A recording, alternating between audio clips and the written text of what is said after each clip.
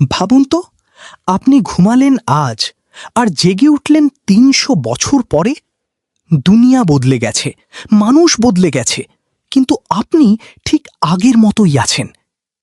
একটা সময় ছিল যখন সত্য বলা ছিল অপরাধ, আর মিথ্যার সামনে মাথা নত করাই ছিল বাঁচার একমাত্র উপায়।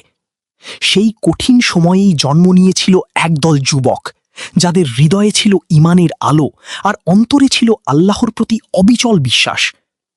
আজ আমরা শুনব সেই বিস্ময়কর কাহিনী, আসহাবে কাহাফ, গুহাবাসী সেই যুবকদের, যারা আল্লাহর উপর ভরসা করে ঘুমিয়ে পড়েছিল আর জেগে উঠেছিল ৩০০ বছরেরও বেশি সময় পরে।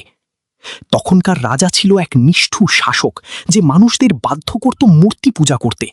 যে আল্লাহকে মানত তাকে দেওয়া হতো শাস্তি, নির্যাতন, এমনকি মৃত্যুও। এই ভয়ঙ্কর পরিস্থিতির মাঝেও কিছু যুবক সত্যকে আঁকড়ে ধরেছিল। তারা বলেছিল, আমাদের রব এক, আমরা তাঁরই ইবাদত করব। তাদের ঈমান ছিল পাহাড়ের মতো দৃঢ়, কিন্তু তারা জানত এই শহরে থাকলে তাদের ঈমান বাঁচবে না। তাই তারা একদিন সিদ্ধান্ত নিল, সবকিছু ছেড়ে আল্লাহর পথে বেরিয়ে পড়বে। ভাবুন তো, যে বয়সে মানুষ স্বপ্ন দেখে, ভবিষ্যৎ গড়ে, সেই বয়সেই তারা ছেড়ে দিল ঘর, পরিবার, সম্পদ, শুধু আল্লাহকে সন্তুষ্ট করার জন্য।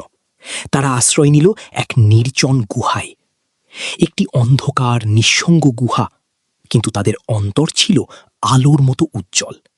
তারা সেখানে বসে আল্লাহর কাছে দোয়া করল, হে আমাদের রব, আমাদের উপর তোমার রহমত নাজিল করো, আর আমাদের জন্য আমাদের কাজকে সহজ করে দাও। আর তারপর ঘটল এক অলৌকিক ঘটনা।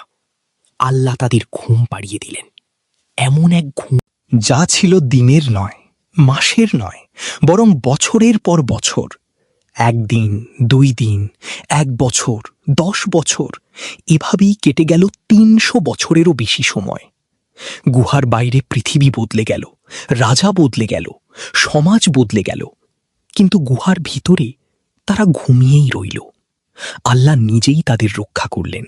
সূর্যের আলো যেন সরাসরি তাদের গায়ে না লাগে, সে ব্যবস্থাও আল্লাহ করে দিলেন। তাদের দেহ যেন নষ্ট না হয়, তাই তাদের পাশ ফিরিয়ে দেওয়া হতো নিয়মিত। তাদের কুকুরটিও গুহার দরজায় শুয়েছিল, এক বিশ্বস্ত প্রহরীর মতো। এটা শুধু একটা ঘুম ছিল না, এটা ছিল আল্লাহর পক্ষ থেকে এক নিদর্শন যে আল্লাহ চাইলে সবকিছু সম্ভব। অবশেষে একদিন আল্লাহ তাদের জাগিয়ে দিলেন। তারা ভাবল, হয়তো ১ দিন বা অর্ধেক দিন ঘুমিয়েছে। তাদের মধ্যে একজন বলল, চলো শহরে যাই, কিছু খাবার নিয়ে আসি। সে যখন শহরে গেল, তখন সে অবাক হয়ে গেল। সবকিছু যেন অপরিচিত। মানুষের পোশাক, কথা বলার ধরন, সবকিছু বদলে গেছে। আর যখন সে পুরনো মুদ্রা দিয়ে খাবার কিনতে গেল, তখন লোকজন সন্দেহ করল, কারণ সেই মুদ্রা ছিল শত শত বছর আগের। তখনই সত্য প্রকাশ পেল, এই যুবকেরা ৩০০ বছরেরও বেশি সময় ঘুমিয়েছিল। মানুষ ছুটে এলো তাদের দেখতে, তাদের গল্প শুনতে। সবাই বুঝল, এটা আল্লাহর এক মহান নিদর্শন, যে কিয়ামতের পর মানুষকে পুনরায় জীবিত করা আল্লাহর জন্য একদম সহজ। এই কাহিনী শুধু ইতিহাস নয়, এটা আমাদের জন্য এক শিক্ষা। যখন পুরো পৃথিবী তোমার বিপক্ষে দাঁড়ায়, তখনও যদি তুমি আল্লাহর ওপর ভরসা রাখো, তিনি তোমার জন্য এমন পথ তৈরি করবেন যা তুমি কল্পনাও করতে পারবে না।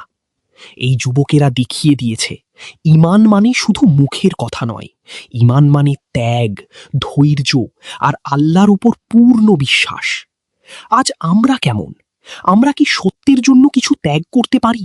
আমরা কি আল্লাহর উপর তেমন ভরসা করতে পারি যেমনটা করেছিল সেই যুবকেরা? হয়তো আমরা গুহায় যাব না, হয়তো আমরা ৩০০ বছর ঘুমাবো না, কিন্তু আমাদের জীবনেও প্রতিদিন আসে পরীক্ষা। আর সেই পরীক্ষায় সফল হলে আমাদের দরকার সেই একই ঈমান, সেই একই তাওয়াক্কুল। আল্লাহ আমাদের সবাইকে আসহাবে কাহাফের মতো দৃঢ় ঈমান দান করুন, আমিন। ভিডিওটি ভালো লাগলে আমাদের চ্যানেলটি সাবস্ক্রাইব করে রাখবে।